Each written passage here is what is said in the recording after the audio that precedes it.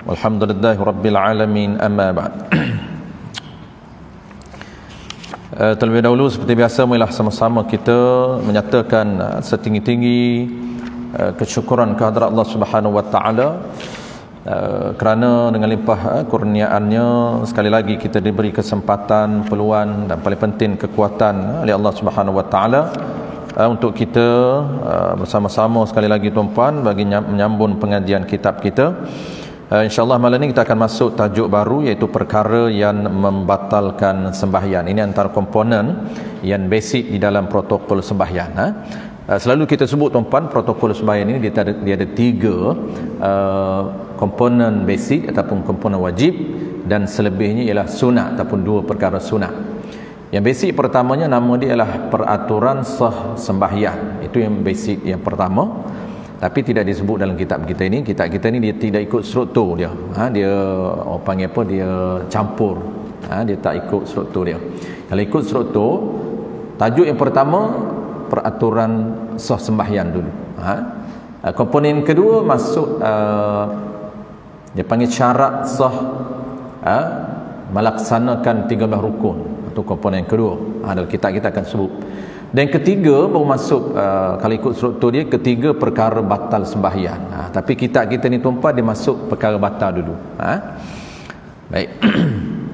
Dia tiga ni tuan-puan mesti perfect. Kalau tidak dia bukan tak cantik sembahyang. Memang tak terbentuk terbinanya sembahyang tanpa tiga ni. Kadang-kadang orang fokus dua saja, syarat sah cantik, setiap perkara, setiap rukun 13 itu dia jaga cara nak implement dia, tetapi dia tak aware berkaitan dengan perkara batal. Kadang-kadang salah satu daripada kita disebut lebih kurang 8 perkara batal. Dia banyak tuan-tuan, tapi yang asas saja kita bincang. Kadang-kadang kita tak berapa nak cana, antaranya contoh kita akan bincang pergerakan yang boleh batal sembahyang. Itu kena tahu, pergerakan wajib ada, pergerakan sunat ada. Dan kita duk sangka sunat, tapi sebenarnya itu bukan sunat, bukan wajib. Pergerakan yang harus, bukan pergerakan sembahyang. Dia bahaya, dia boleh membatalkan sembahyang kita, kerana protokol sembahyang ini sangat ketat. Baik, kita akan bincang yang pertama dulu tuan-puan.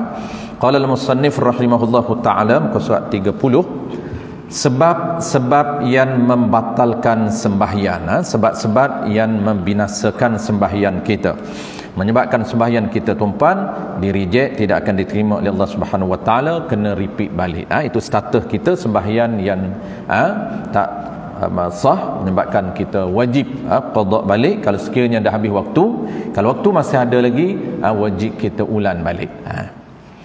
Di antara sebab-sebab yang membatalkan sembahyang atau yang membinasakan, sama saja.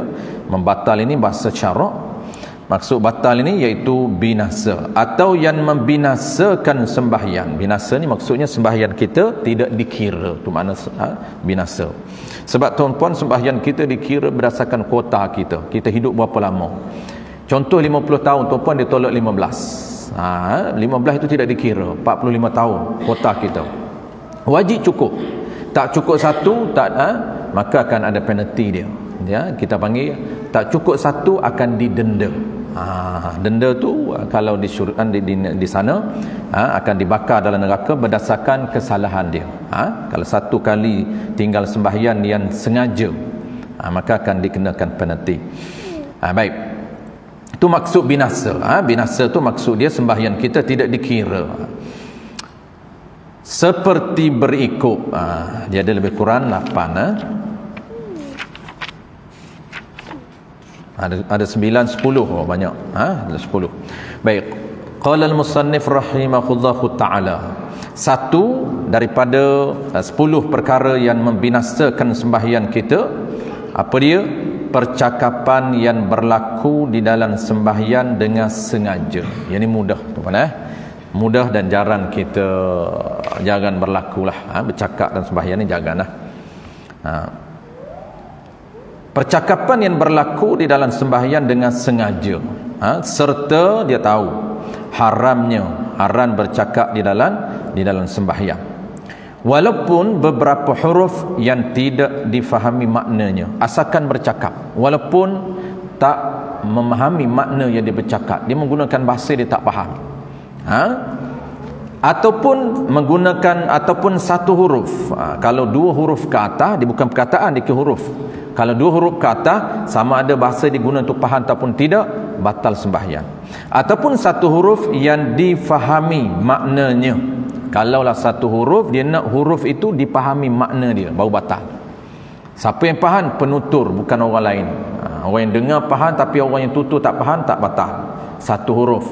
Seperti qi ataupun i, maknanya pelihara olehmu. Qi ni sepatah huruf ni tuan, qaf tu baris di bawah, qi bukan ya, tidak. Kalau ya dua patah, kalau qaf ya dua patah. Tapi qaf sahaja dibariskan di bawah qi dengan makna ihfaz, pelihara oleh kamu.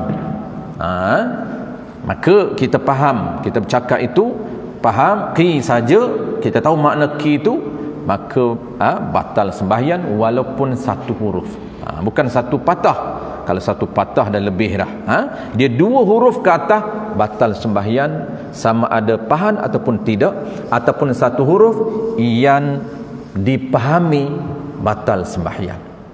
Baik. Berdehin. Okey. Berdehin tu macam mana pula? Dia ada muka surat 31, tapi kita cerita awal. Berdehin, menangis, sama je.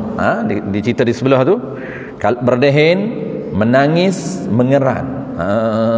Sejuk. Sakit, mengeran, sakit. Aduh. Tu dah ada beberapa patah perkataan dah. Kalau aduh lah. Tu banyak patah perkataan. Bukan bahasa Arab saja, Melayu je. Kalau melatah macam mana pula? Tengok. Okey, sama je. Melatah ni tak sengaja, tapi dia ada bincang juga. Sengaja yang dimaafkan dan tak sengaja. Okey, sekejap lagi kita akan sebut. Yang kita nak bincang ni umum dulu. Kemudian detail kita akan sebut sengaja dan tak sengaja, dan juga berdehim. Berdehin, menangis, sama. Berdehin, menangis ni kita ulang sekali lagi, sekejap lagi. Permulaan kita cerita basic dulu. Berdehin, menangis, mengeram tu, sekiranya keluar huruf. Kalaulah menangis dia keluar huruf, bukan patah perkataan, huruf. Kalau aduh tu dah berapa patah dah, duh tu. Ini huruf saja, huruf menangis. Kalau keluar satu patah huruf yang kita faham bahasa Melayu, batal sembahyang. Kalau dua ke atas, yang tu tetap batal lah. Faham ke tak faham sama je. Contohlah ku. Ku tu kan dah dua huruf kalau bahasa Melayu. KU tu, kita faham ke tak faham, ku tu bukan aku, ku sahaja. Kalau dua huruf tak boleh. Tapi kalau satu huruf, kalau satu mengeluar, menangis keluar huruf, mengeran keluar huruf, berdehin keluar ada huruf tak? Tak ada huruf kan?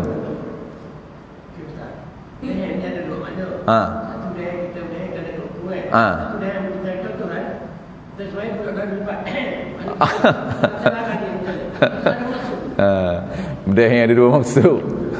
Maksud yang pertama nak bagi hilang gelema ni. Itu dia dibincang semua. Berdehin yang dibenarkan walaupun ada huruf, tapi ada tujuan, dan tujuan itu tujuan yang wajib. Bukan nak tegur tak dikira. Budak nak kacau, nak suruh budak duduk diam. Itu tidak dibenarkan, tetap batal kalau ada dua huruf. Ini ada tujuan.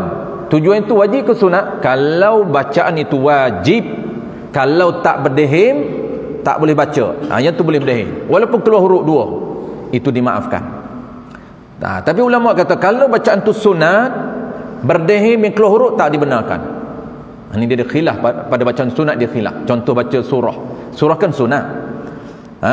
Tabbat yada abi lahabin wa tab. Kita nak teruskan tak boleh. Ni gelema ni. Sunat dia. Kata ulama, dia ada khilaf di sini. Kata ulama, kalau bacaan sunat, kalau berdehim, kena berdehim baru boleh baca, Ada ulama kata dibenarkan, ada ulama kata tak dibenarkan. Kenapa? Kerana dia itu sunat. Jadi itu bacaan sunat okeylah, dia ada khilaf. Tapi kalau bacaan wajib tak apa. Kenapa? Kerana wajib baca. Kalau kita tak berdehin, tak boleh baca. Itu berdehin yang dibolehkan walaupun keluar huruf. Itu dipanggil berdehin ada tujuan. Tapi kalau tujuan dibenarkan, kalau tujuan tak dibenarkan, apa nama ni, saja nak tegur kawan, saja nak tegur anak kita, buah sangat tak dengar lagi. Itu tak boleh dah. Berapa kali dah huruf keluar, walaupun huruf R, contohlah tadi tu tak keluar R lah. Kalau keluar S tak boleh. Contoh je lah, S itu tak keluar lah, S tu dia bunyi je. Habis. Baik, kesimpulan tuan-puan sebelum kita baca detail di sebelah tu detail. Jadi percakapan yang berlaku, perkataan yang batal sembahyang ni bercakap dua huruf ke atas, sama ada faham ataupun tidak, batal sembahyang, ataupun satu huruf yang dipahami. Maksud bercakap ni bahasa apa? Ni kita nak tahu. Iaitu bahasa selain daripada 3 bahasa. Apapun bahasa dia bercakap batal, asalkan 2 huruf ke atas. Melainkan 3 bahasa ini yang tak batal. Pertamanya bahasa Quran, boleh bercakap. Sebab tu kita boleh baca Quran banyak mana dalam sembahyang, boleh. Fatihah itu bahasa Quran, surah lazim baca bahasa Quran, boleh. Yang kedua ya, bahasa yang tak batal sembahyang selain bercakap ini, selain daripada zikir. Zikir ni apa dia? Zikir ni seperti tasbih itu, subhanallah walhamdulillah wallahu akbar. Ini tidak membatalkan sembahyang. Ini 2. Tapi ingat tuan-puan, dia pendetailan di sini. Maksud tak batal sembahyang ini, zikir ini, sekiranya dia niat zikir. Dia jangan niat lain, dia niat zikir. Contoh tuan-puan, di mana situasi dia kena niat zikir ni? Kalau tuan-puan baca ayat Quran kebetulan sama dengan zikir, tak apa, yang tu memang ayat Quran pun tak perlu niat Quran, tak perlu niat zikir. Tapi situasi perlu niat ketika kita nak tegur imam. Ketika kita nak tegur imam, ini situasi dia. Ada lagi beberapa situasi lain. Contoh, imam ni lupa. Dia ada 2 cara tegur imam. Tengok situasi. Kalau imam lupa rukun qauli, wajib tegur dengan kesalahan dia. Jangan tegur zikir. Contoh, imam baca alhamdulillahi rabbil alamin, salah dia hak, dia baca dengan hak. Jangan tegur subhanallah, itu bukan cara dia. Subhanallah jenuh iman. Apa ni? Aku baru duduk kat pertama ni, apa lupa ni? Dia subhanallah untuk lupa fi'li. Cara tegur, kalau kesalahan itu kesalahan qauli, yang silap baca, kena betulkan bacaan dia. Kita pun tegur alhamdulillahi rabbil alamin. Tu imam perasan, aku rupanya tersilap, tersasul, hak jadi hak. Kalau kita tegur dia memang tak ulang balik, itu bukan telaja dia tersasul, memang dia sengaja baca alhamdulillah, dia tak boleh baca alham. Ataupun dia ingat alham tu baca dengan alham, tu memang tak boleh ikut. Kita tegur dan dia tak ulang, segera mufaraqah. Kena segera, jangan delay mufaraqah. Kenapa? Kerana iman itu statusnya tidak sah diikut.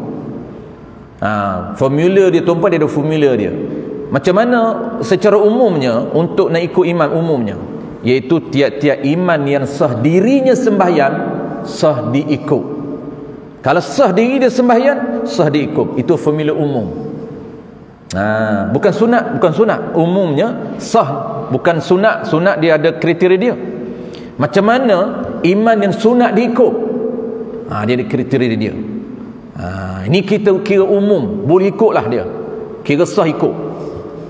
Contoh, orang tanya, budak baru umur 12 tahun belum balik, import apa? Iman tahfiz. Orang kita kan guna import sekarang ni. Baru je budak ni, baru apa? Baru umur 12 tahun baru. Balik belum. Kalau balik kita tak bincang. Balik tak ada masalah apa. Bacaan dia cantik. Tu yang kita nak jadi imam dia, nak jadikan dia imam ni, bacaan dia cantik. Tapi isu dia belum balik.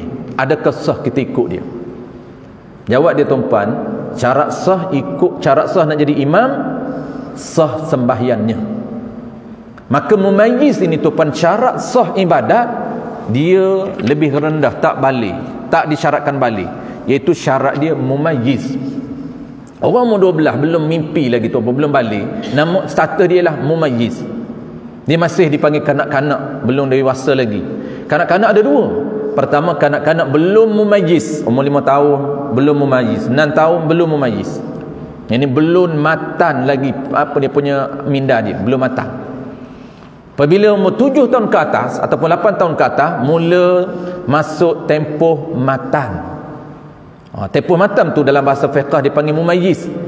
Kalau kita ajar cantik dia, rukun sembahyang cantik, cara sah sembahyang cantik, perkara batal dia tak buat, maka status sembahyang dia sah. Bila status sembahyang dia sah, sah kita ikut, dia jadi imam. Kita nak jadikan anak kita yang tahfiz ni jadi imam, boleh, sah ikut. Cuma berhati-hati. Dia orang yang belum balik ni tuan-puan, dia jadi imam boleh, tetapi dia tak sama dengan orang balik. Antara tak sama dengan orang balik yang kita tak perasan tu kadang-kadang kalau kita tak tahu, iaitu dia tak boleh menanggun Fatihah makmun yang masbuk, tak boleh. Makmun masbuk kena tambah rakaat. Contoh, dia datang iman tarawih ini baru umur 12 tahun, belum balik lagi. Tu kena confirm tu. Tanya dia, balik dah gini? Pak cik nak ikut ni? Saya dah balik pak cik. Tak tahu nak apa dia pun balik kadang-kadang. Mimpi dah lagi? Mimpi apa? Tiap-tiap malam mimpi dia kata. Jenuh. Tu budak sekolah ni tuan-puan, budak tahfiz. Sekarang ni ada jenis-jenis setengah tahfiz dia tidak ada modul fiqh. Tu bahaya, kesian budak-budak. Sembahyang dia tak detail isu protokol sembahyang, tidak ada modul. Hanya ada modul Quran saja. Quran. Baguslah. Tapi tak bagusnya ialah benda yang wajib itu dia tak settlekan. Patut kena packagekan syllabus lengkap. Kena ada akidah, kena ada fiqh, kena ada akhlak, Quran, masuk sikit hadis. Settle, cantik. Sebab apa? Sebab budak ni nak jadi imam, kena ajar daripada belum balik lagi, kena ajar dia settle protokol sembahyang. Maksudnya kitab fiqh tu kena settlekan. Jadi kalau kita pergi tuan-puan, kita pergi masbuk, Allahu Akbar, Bismillahirrahmanirrahim, dia pun tu rukuk, Allahu Akbar, dia rukuk, kita rukuk. Kenapa? Kerana masbuk bukan muafiq kita. Masbuk ini wajib kita rukuk sekali dengan dia, tak perlu habiskan Fatihah kita, maka Fatihah kita ditanggung oleh dia. Kalau iman balik, dia tanggung. Tapi kalau iman dia belum balik, dia tak boleh menanggung Fatihah orang lain. Itu kena tambah lah. Baik, saya tuan-puan. Kita terus satu lagi. Dia ada 3 tadi kan, 3 bahasa yang tak membatalkan sembahyang. Maksud bahasa ini selain daripada 3 bahasa. Zikir.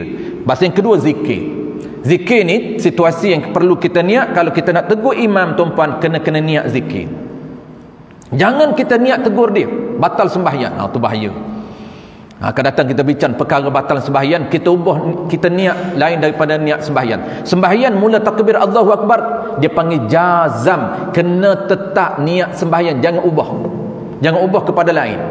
Walaupun kita bacaan itu baca untuk tegur iman, jangan niat qasak untuk tegur dia.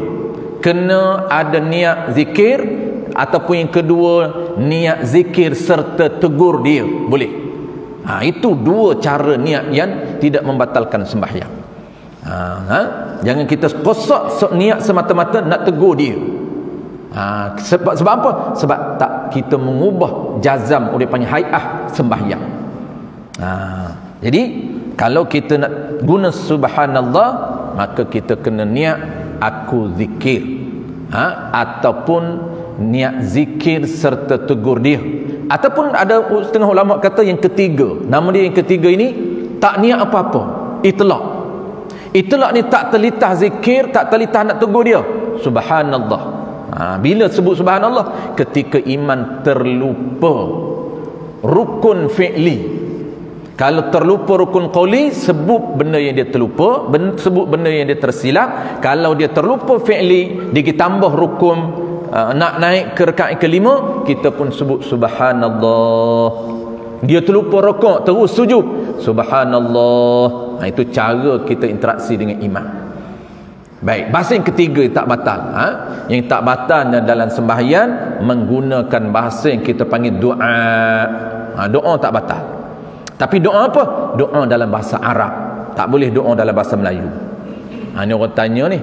Dia kata kalaulah kita doa dalam bahasa Melayu, batal tak? Batal.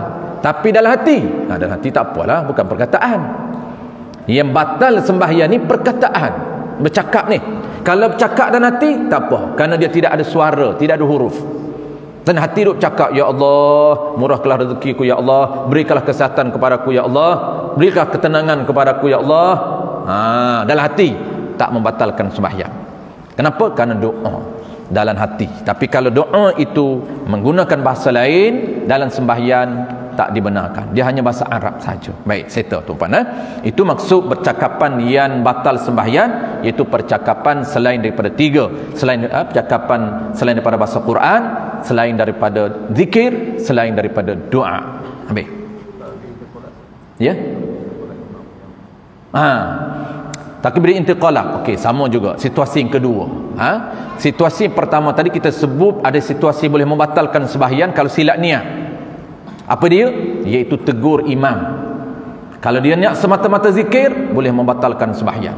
Jadi kena niat satu zikir, yang kedua zikir serta tegur imam ataupun itlaq. Itu yang tidak membatalkan sembahyang. Ada satu situasi lagi, iaitu takbir intiqalat. Bahaya juga. Takbir intiqalat ni apa dia? Takbir dan sembahyang ada dua saja. Takbir pertama takbiratul ihram, Allahu akbar, itu wajib. Ada satu lagi takbir sunat yang disyariatkan sunat hukum dia, iaitu takbir untuk berpindah kepada rukun lain. Itu dipanggil intiqal. Intiqal ni nak berpindah sahaja ke rukun lain, ada syariat takbir. Contoh nak rukuk ada takbir Allahu akbar, nak i'tidal sami'allahu liman hamidah, nak sujud Allahu akbar. Baik, itu sunnah. Tapi ingat, sama juga di sini.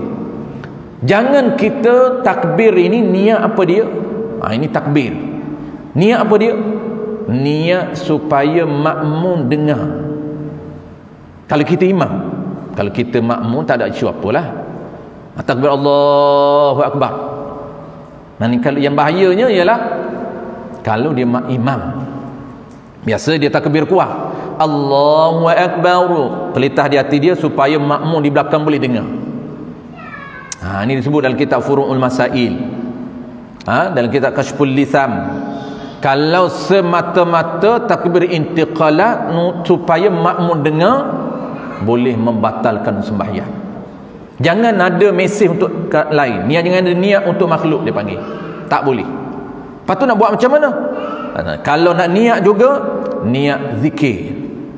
Ataupun yang kedua zikir serta nak hantar mesej kepada makmum, kena serta. Yang ketiga itlaq, sama aja tiga ni. Zikir, yang keduanya kalau nak niat. Kalau tak nak niat, yang ketiga lah itlaq. Dia panggil itlaq ni sami Allahu liman hamidah, tak niat apa pun. Allahu akbar, tak telitah apa pun. Tu dia panggil itlaq. Zikir, niat zikir. Yang kedua zikir ataupun nak hantar mesej kepada makmum dengar, kena serta. Yang ketiganya itlaq. Itlaq ni ada ulama kata itlaq tidak membatalkan sembahyang. Jadi khilaf di situ. Tapi kita ambil pendapat yang tidak membatalkan. Itlaq ni makna apa? Maknanya Allahu akbar, tak telitah apa pun. Tak telitah zikir, tak telitah supaya makmum dengar takbir dia. Tidak. Tak ada telitah apa-apa. Tu dia panggil itlaq. Okey, sama dua situasi itu. Nak tegur imam dengan takbir intiqal. Ya.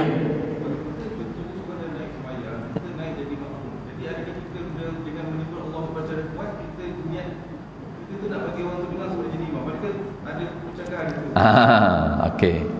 Bagus soalan. Ini antara benda yang orang Melayu kita lah tuan-tuan. Ada juga orang Arab buat pun, tapi tak ramai orang Arab buat. Orang Melayu kita ni biasanya orang kita lah. Apabila dia akan buat dua benda. Ada satu yang betul, satu yang tak betul. Dua benda. Apa dia? Ketika dia nak ikut imam depan ni, dia pergi tu imam kan, nak ikut, satunya dia akan sentuh lah. Allahu Akbar, dia akan sentuh di bahu imam. Kita panggil cuik-cuik. Mazhab cuik dia panggil. Cuik cuik bahu imam. Satu lagi, dia tak cuik pun, dia kuatkan suara takbir. Kuat suara takbir. Ingat di sini, Allahu Akbar. Supaya apa dia kuat? Supaya imam dengar dia ikut. Dia kuat supaya imam dengar dia ikut. Boleh ke tak boleh? Dua ni tuan-puan. Adakah syariat dua ni? Jawab dia, dua-dua ni bukan syariat. Dua-dua ni tuan-puan bukan syariat, bukan sunat. Kalau sunat yang dipanggil syariat lah. Syariat ni peraturan, perundangan. Tu. Okay, yang pertama dulu. Yang pertama, kita pergi cuik. Itu juga bukan disyariatkan, bukan sunat. Tak disunat buat. Boleh buat ke tidak? Kalau harus tu boleh bincang lah. Boleh buat dah tidak? Boleh buat kalau orang panggil apa? Di sini ni ada setengah pendapat yang mengatakan tidak haram, tapi kita ambil yang kata haram. Di sini ada khilaf. Cuik ni tuan-puan, ada setengah pendapat mengatakan kita ambil yang kuat dulu. Yang kuat mengatakan haram. Kita sentuh dia, ganggu dia sembahyang. Kenapa? Kerana syariat tidak disunatkan sentuh. Wajib lagi lah. Sunat pun tak sunat sentuh dia. Sunat sentuh tempat lain. Dia ada situasi sunat sentuh. Tapi bukan di sini. Kita bertukar. Kita bertukar tempat yang sunat, kita tarik dia. Bukan di sini. Tempat yang kita nak follow dia sembahyang, kita seorang diri nak suruh dia sedar kita nak ikut, itu tidak disunatkan sentuh dia. Tak boleh sentuh, melainkan ada qaul, sebahagian sahaja kita ambil yang kuat tak boleh sentuh haram. Yang sebahagian tu kata boleh sentuh juga. Ni sebahagian saja, kita ambil yang kuat dalam mazhab kita. Dalam mazhab kita sentuhnya tak boleh. Kenapa? Termasuk mengganggu dia sembahyang. Sentuh tempat mana yang sunat? Sentuh tempat yang sunat tuan-puan, iaitu ketika kita pergi semua saf penuh. Saf pertama penuh, saf kedua penuh, maka kita nak bina di mana saf. Ini dipanggil etika penyusunan saf. Ada tata cara dia.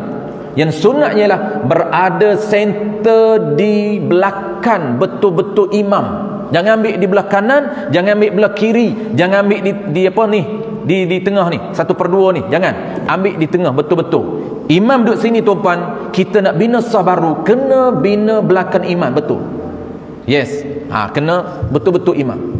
Maka kita berada seorang diri makruh. Sebab kita datang seorang, kita tengok kiri kanan tak ada siapa lagi nak masuk ni, mungkin tak ada orang yang nak masuk, kita berada seorang diri makruh. Nak mengelak daripada makruh, makruh tu larangan. Nak mengelak daripada makruh, kita disunatkan tarik orang depan. Ini sunat tarik orang depan, kena takbir dulu. Jangan tarik dulu kacau dia sembahyang pula. Memanglah kita lepas takbir pun kacau juga, tak apa, itu yang disuruh. Kena takbir, kena solat dulu. Takbir dekat belakang dia, jangan takbir jauh nak lajak macam mana, tak sampai. Kena takbir belakang dia, lepas tu gustan Allahu Akbar, tarik dia. Jangan pegang tarik macam tu, sentak macam tu. Itu pegang betul. Ini syarat saja. Tarik isyarat saja. Kalau dia faham, dia akan gustan ke belakang. Tapi kalau dia tak faham, tak kerti bahasa, memang dia tak layan kita. Tariklah macam mana, apa main tarik-tarik sejak dia bercakap. Jam dia pun marah, dia tarik dia. Sebab dia tak faham. Itu bahasa dalam solat sebenarnya. Kalau dia tak faham, biarlah, tersentuh sekali saja. Kita pun gustan ke belakang. Kita dah tak makruh, kita dah buat. Kalau dia tak turun juga, itu situasi yang sunat kita sentuh. Apabila dia turun ke belakang, maka orang lain kena rapatkan. Dia akan rongga sekali ialah di hujung mana-mana. Maka orang yang datang, dia kena penuhkan hujung dulu. Kita tetap tak makruh, dah dua dah. Belah kanan dah, belah dua dah. Kita duduk di center, yang mana dulu kena tarik belah kiri tu belah kanan, tarik belah kanan. Dia kena susun belah kanan dulu. Datang orang baru belah kiri, datang orang seterusnya belah kanan, datang orang seterusnya belah kiri. Kena tengok balance. Jangan duk main dekat pintu, datang terus dekat pintu. Ni Ni dia jadi tak balance ni. Penyusunan sah tuan-tuan kena follow, tidak makruh. Jangan jadi tak balance, separuh. Biasanya dekat pintu masuk pintu terus duduk dekat. Dia kena tengok balance belah mana tak balance, isikan belah tak balance. Itu satu. Yang kedua, dia ada dua tadi tuan-tuan. Yang kedua macam mana dia buat tadi? Yang keduanya ialah dia kuatkan suara. Takbir, Allahu Akbar. Adakah sunat dia kuatkan suara? Jawab dia, tak disyaratkan kuatkan suara. Tak syarat. Kenapa tak syarat? Kerana tak syarat iman tahu kita nak ikut dia. Tak syarat. Kalau iman tak tahu pun dapat pahala 27 kalau kita ikut peraturan. Cuma imam ini untuk dia dapat pahala 27, dia kena niat. Tapi kalau dia tak niat, kita yang niat tetap dapat pahala 27. Dia tak lain sembahyang jemaah. Sembahyang jemaah wajib dia niat. Sebab sembahyang jemaah wajib berjemaah. Jadi imam ni tuan-puan, dia untuk dapat pahala dia sahaja, dia kena niat. Orang lain ni niat, semua niat ni sah ikut dia. Walaupun dia tak suka pun sah. Ada kadang-kadang orang tak suka ikut. Bukan tak suka jadi imam. Kita nak ikut dia juga. Sah. Walaupun dia tak suka. Cuma adakah dibolehkan kita kuatkan suara? Jawab dia boleh, tapi dengan syarat kita niat sebelum. Jangan niat dalam solat tu. Sebelum takbir tu kita niat dah. Aku ni nak kuat suara ni supaya imam dengar. Tapi kalau lah dalam sembahyang tu dia nak niat, kena buat macam tadi. Niat tu jangan niat semata-mata imam nak dengar, tak boleh sebab dia dah masuk solat. Kena buat macam tadi, niat macam tadi. Niat apa dia? Niat zikir serta iman dengar. Ataupun dia panggil niat zikir semata-mata. Tak niat, tak telitah pun imam dengar. Tapi dah dia memang mawar lagi nak suruh imam dengar, memang lah. Tak payah duduk niat lah, memang dia tahu dah. Allahu Akbar. Untuk imam, bagi untuk imam dengar. Okey, baik.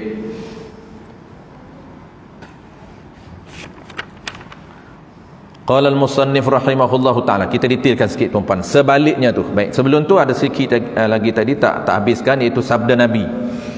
Nabi kata apa? Ini sabda ni sebagai hujah yang mengatakan bahawa sembahyang ini tidak ada bahasa lain yang diboleh cakap dalam sembahyang, hanyalah bahasa Quran, zikir dan doa.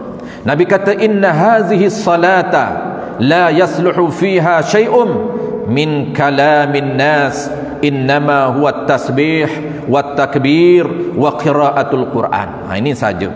Sesungguhnya sembahyang ini tidak layak, tidak boleh padanya sedikit pun percakapan manusia, kata Nabi. Tak boleh bercakap.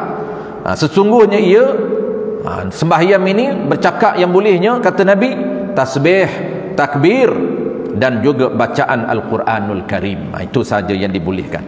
Baik, sebaliknya tidak batal sembahyang. Kalau yang tu orang tu rumah imam. Jadi kalau macam kita datang atau surau lambat kan. Jadi nampak ada orang tu sembahyang. Kita guna cara yang sama untuk supaya macam kita nak ikut dia tu. Macam yang Ustaz kata tadi lah. Boleh. Tak payah sentuh dia. Kita just nak follow dia ni, nak ikut dia. Pada seorang kan. Betul. Kalau seorang kita duduk sebelah kanan dia, sunat duduk belah kanan. Cara penyusunan dia, duduk belah kanan, jangan duduk kiri makruh. Jangan duduk tengah, makruh. Duduk belah kanan. Yes, belah kanan tu jarak dianya yang afdalnya jangan jauh. Yang afdalnya tumit kita dengan tumit dia sejengkal. Itu paling afdal. Dekat dengan dia. Tu yang sebenarnya tak perlu kita niat, sebab dia akan tahu duduk sebelah dia. Tahu dah, takkan duduk main-main sebelah dia. Dia tahu dah apabila duduk tenggek belah dia, ni nak jadi imam ni, nak jadi makmum ni. Dia niat. Kalau lah tak niat pun dapatkan kita. Kadang-kadang dia tak nak niat pun. Aku niat buat apa? Pahala dah banyak dah. Satu cukup lah. Setengah orang dia tak nak pahala. Cukup lah ada orang macam tu yang pelik bin ajaib ni. 27 tak nak satu saja. Pahala punya banyak, dia tak nak.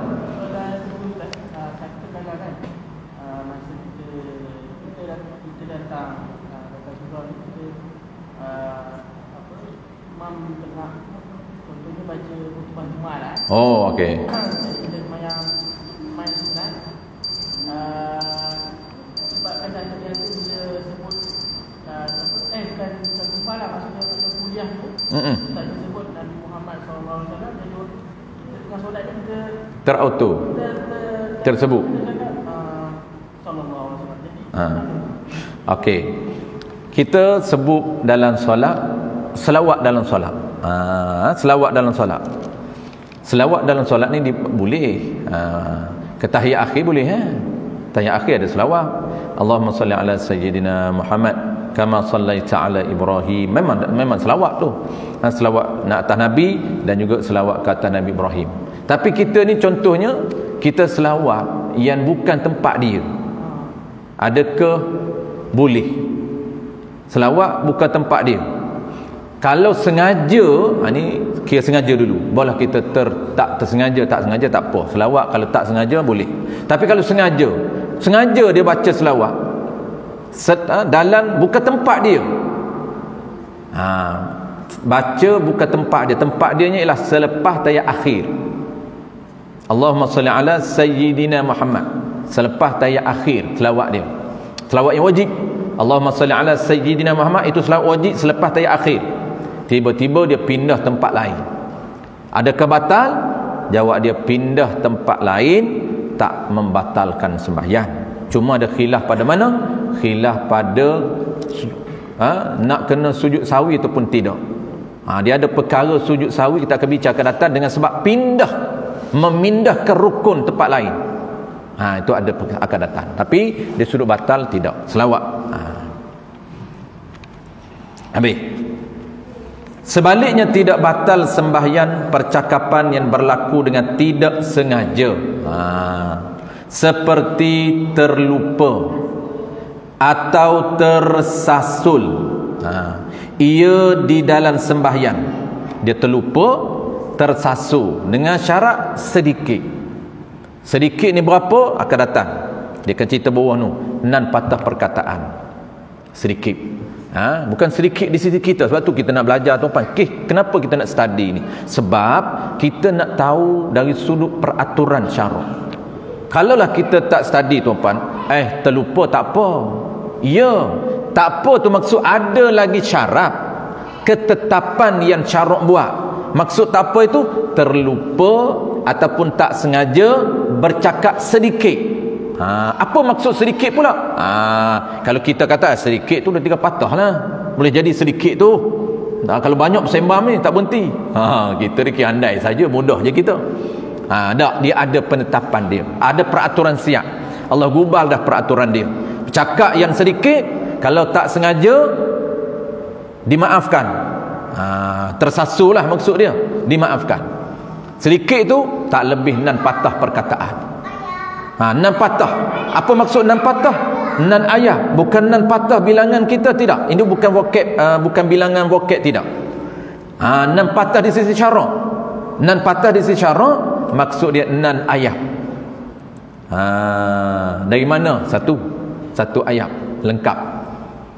Tu baru satu, dia ada 6. Jangan lebih 6. Panjang tu. Tu dipanggil sedikit. Panjang juga tu. Panggil sedikit. Bukan sedikit di sisi kita. Kalau sisi kita boleh jadi 3 patah tu kita bilang lah. Nak pergi mana tu 3 dah. Tak dikira 1 pun. Nak pergi mana tu dikira 1 dalam syarak. Dikira 1 ayat. Yang lebih 6 ayat. 6 patah perkataan maksud 6 ayat di dalam syariat. Okey, sekejap lagi dia akan cerita. Sebaliknya tidak batal sembahyang percakapan yang berlaku dengan tidak sengaja. Contoh dia seperti terlupa, tersasul ia di dalam sembahyang. Ataupun tidak ada pada hari ini.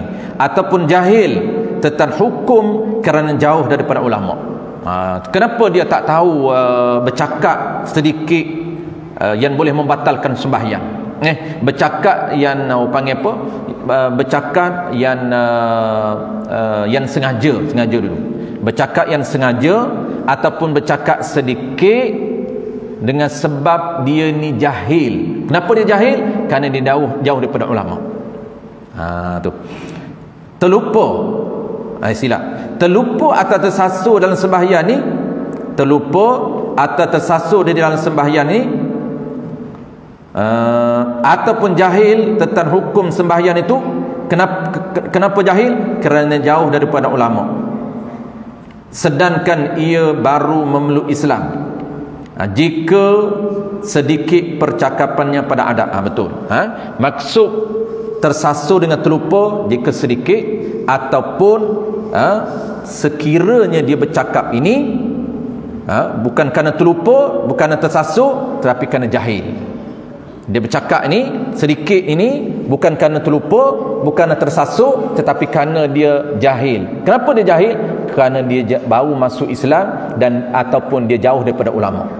Dua sebab. Jadi tuan-puan, bahasa dia adalah bahasa fiqh. Istilah dia orang yang jahil yang dimaafkan. Maksud jahil ni orang yang tak tahu peraturan sembahyang, ataupun dalam spesifik kita ni tak tahu perkara batal.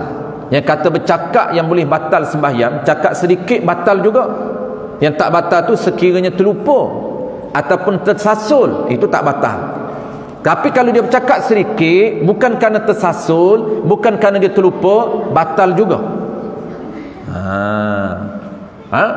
Yang kata tak batal ni kena ingat, bercakap sedikit tak batal ni kerana dia terlupa. Terlupa apa dia? Terlupa dia berada dalam sembahyang. Tu bercakap tu. Bukan terlupa bercakap.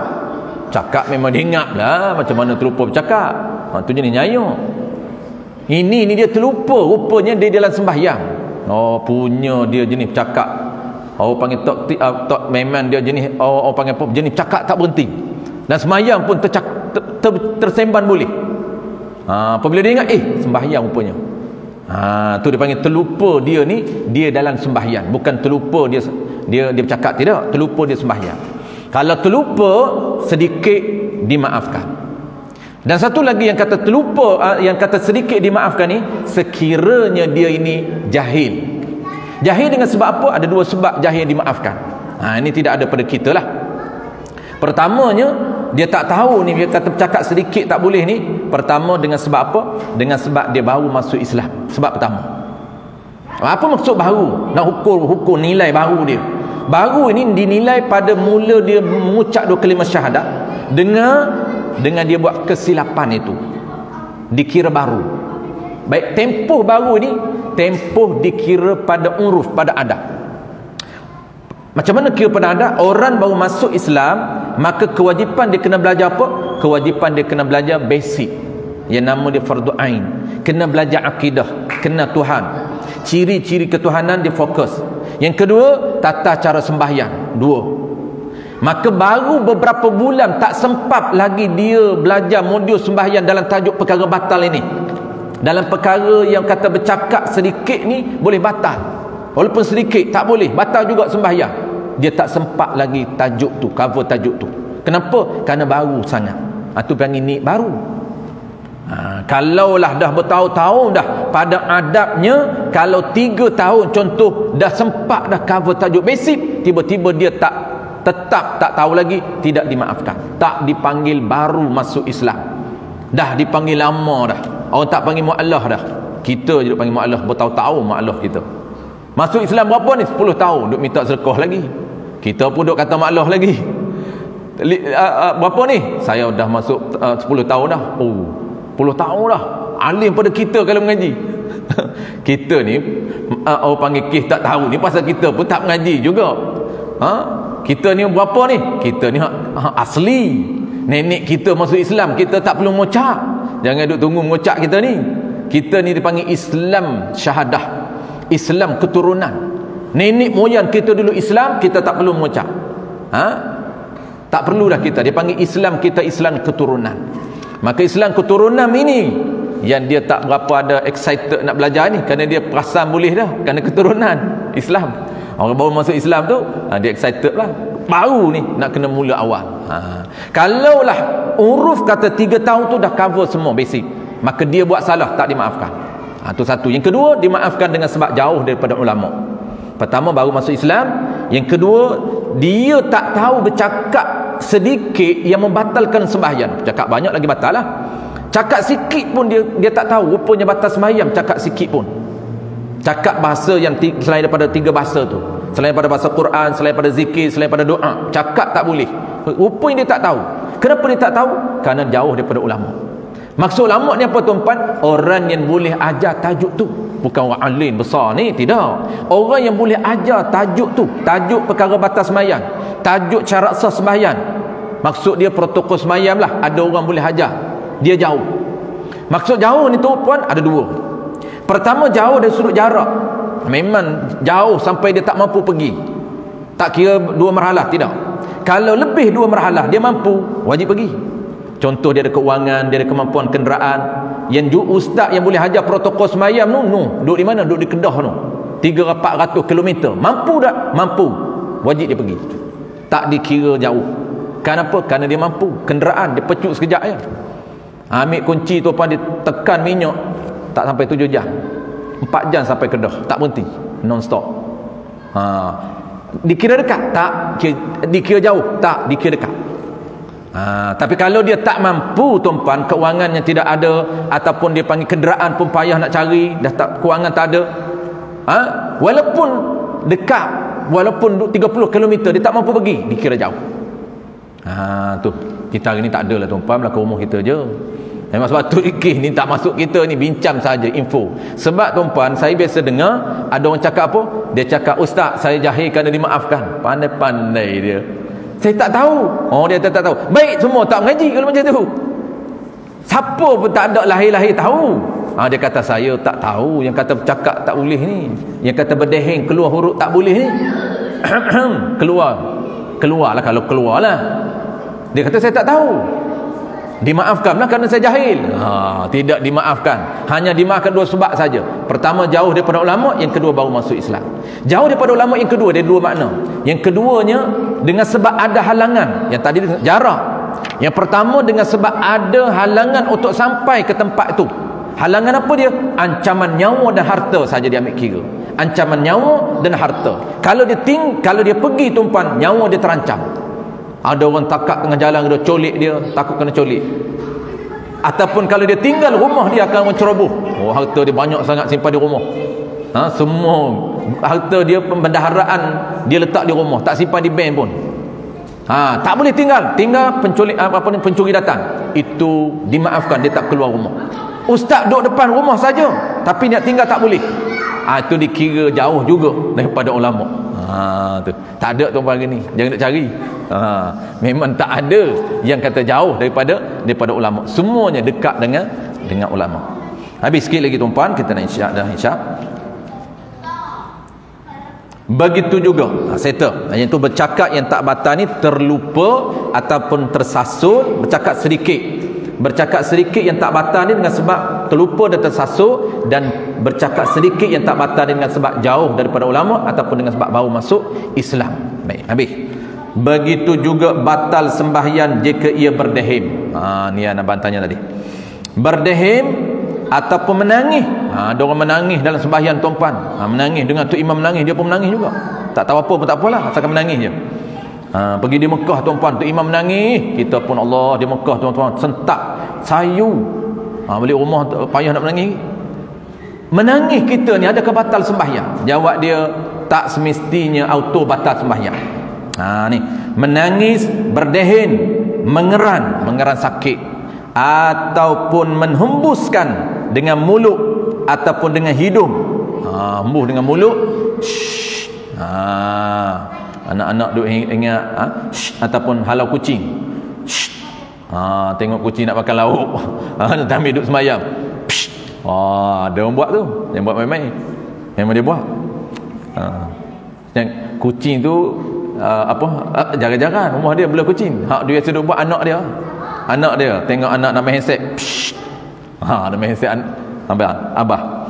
Habis menangis, mengeran, menghembuskan dengan mulut ataupun hidung ataupun batuk. Batal ini jika nyata 2 huruf ataupun 1 huruf yang dapat dipahami maknanya. Kesimpulan tuan-tuan sama je formula dia.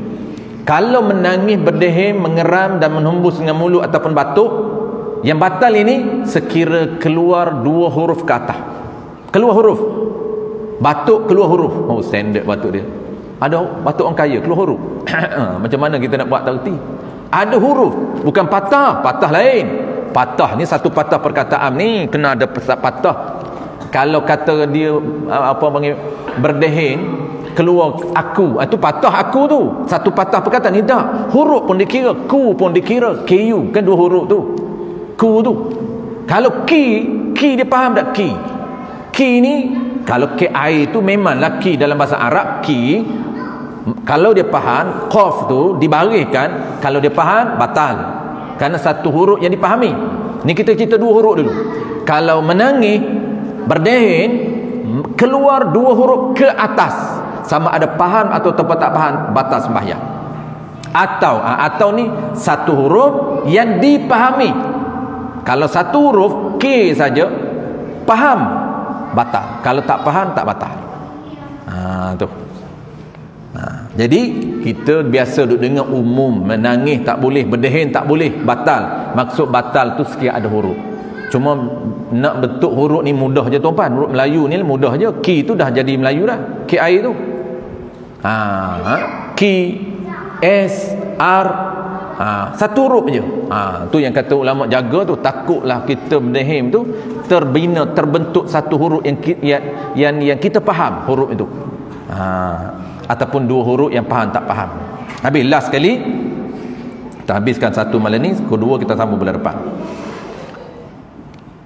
Tetapi dimaafkan. Ni. Tetapi dimaafkan semua yang tersebut. Dimaafkan yang kita duk bincang ni, tersasul, dimaafkan kalau sedikit. Bercakap yang dengan sebab tersasul sekira sedikit, bercakap dengan sebab dia ini jahil, dengan sebab sedikit, dimaafkan. Menangis kalau terkeluar apa nama ni, menangis ni inilah tak sengaja, kira tak sengaja, dia boleh tahan. Menangis tu kalau dia boleh tahan, dia tahan. Kalaulah dia tak boleh tahan, tu baru kira tak sengaja. Tu. Okey, tetapi dimaafkan semua yang tersebut itu jika berlaku secara terpaksa dan sedikit. Bukan sengaja. Bukan sengaja dia bercakap, tapi tersasul. Tu. Secara terpaksa dan sedikit pada adab. Maka last kali ni dia nak cerita apa? Dia nak cerita sedikit tu macam mana perkiraan dia. Tu. Maka dhabit ataupun catatan ataupun nota sedikit di sisi syarak pada adab itu ialah tidak melebihi 6 perkataan di sisi fiqh. 6 perkataan, bukan di sisi Melayu. Kalau grammar Melayu 6 perkataan ini 1, 2, 3, 4, 5, 6 lah. Aku 1, pergi 2, ke kedai 3. Itu dari sisi grammar. Tapi di sisi istilah syarak, dia kira ayat. 6 patah perkataan dengan maksud 6 ayat. Mana contoh dia? Seperti kisah yang berlaku dalam hadis Zil Yadain. Ini Nabi, ulama ambil kisah yang berlaku ketika mana Zil Yadain ni dia terlupa ataupun dia dilupakan oleh Allah Ta'ala.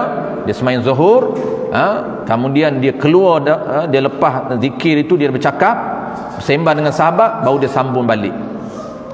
Ini kisah kenapa ulama ambil daripada mana 6 patah perkataan ini, 6 ayat ni boleh, tak lebih. Iaitu kisah perbualan Zulyadain ketika dia dilupakan oleh Allah Ta'ala. Sembahyang tu dia sangka 4 dah, rupanya dia tak sampai 4 lagi, baru 2. Lepas dia dah sembang dengan sahabat di belakang, kemudian dia datang balik sambung, tambah 2 lagi. Bukan sembahyang lain, tapi dia tambah. Bercakap tadi tak batal, ya, itu di sisi syarak dianggap sedikit. Ulama ambil 6 ini, 6 patah perkataan, 6 ayat ini hasil daripada hadis Zulyadain, sahabat Nabi. Ataupun sudah menjadi penyakit. Ni okey, sebelum atau tu macam mana contoh 6 ini dikira ayat. Macam kita contoh tadi, nak pergi ke mana? 1. Kita pun jawab pergi kedai. Ayat yang kedua, ayat yang dipahami dikira pertama. Kita jawab nak pergi kedai, 2. Tunggulah pergi sekali, 3. Panjang tu, baru 3, tambah 3 lagi cukup 6. Tunggulah pergi sekali, aku nak solat dulu, 4. Lepas solat kita pergi, 5. 5, dia jangan 6. Lebih 6 batal. Sebab dikira banyak, walaupun sengaja tak tersasul, walaupun terlupa, tak dimaafkan sekiranya banyak. Yang kita bincang ni terlupa, tersasul, dengan sebab jahil, tak tahu. Ini sekiranya sedikit, tak lebih 6 ayat sembah. Kalaulah terlupa pun Tapi dah banyak lebih nan ayat, sembang sampai 2 minit, 3 minit, tak ada jalan nak sambung dah. Memang batal sembahyang dia. Tu. Habis. Ataupun tak batal juga. Ataupun sudah menjadi penyakit yang tidak dapat dielakkan, maka tidak batal sembahyang.